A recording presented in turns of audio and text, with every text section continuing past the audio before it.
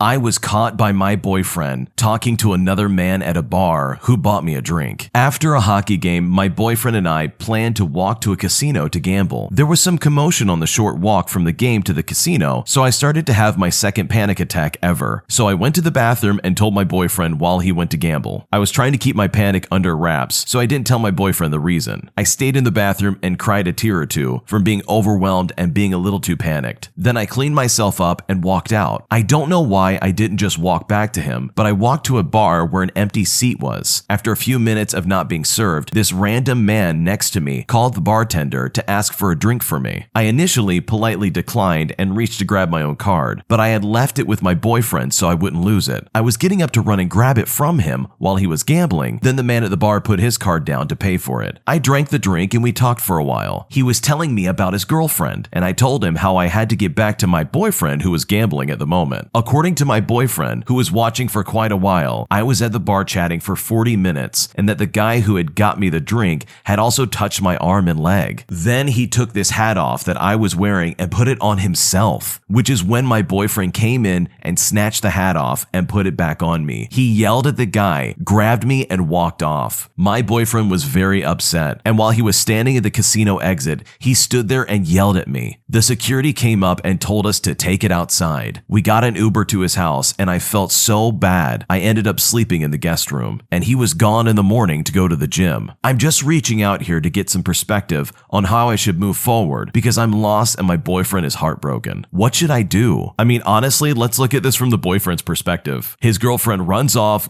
goes to the bathroom supposedly, and then he ends up finding her sitting at a bar talking to another man for an extended period of time. And this other man is starting to get a little too touchy-feely with her, and she doesn't do anything about it. From his perspective, it probably looks like some pretty obvious flirting was happening, which is just not fair. He was expecting to have a fun night out with his girlfriend to go gambling or whatever it is. It literally could have been anything, but the principle is still the same. You were flirting with another guy at a bar, and you didn't do anything to make it clear that no, I do not want to be around you. So yeah, he has every right to be upset, and you need to try and do everything you can to try and repair this relationship if you want it to work. The full version of the story is over on the Am I the Jerk YouTube channel, so if there are any updates or anything that is added to this, that's where it'll be, in the same link. If you happen to be a Twitter user, also known as X, you can check out Am I the Jerk over on Twitter. Right now, it's similar to the Am I the Jerk Instagram, where there's sort of a text version of some of the stories. So that way it's a little easier to catch up on stories if you can't listen to audio for some reason, like if you're at school or work and you can't have headphones. The Am I the Jerk Twitter is a good option if you don't like to use Instagram or Facebook. And beyond that, we sometimes retweet funny things we see. So if you want to see any of that, go check it out.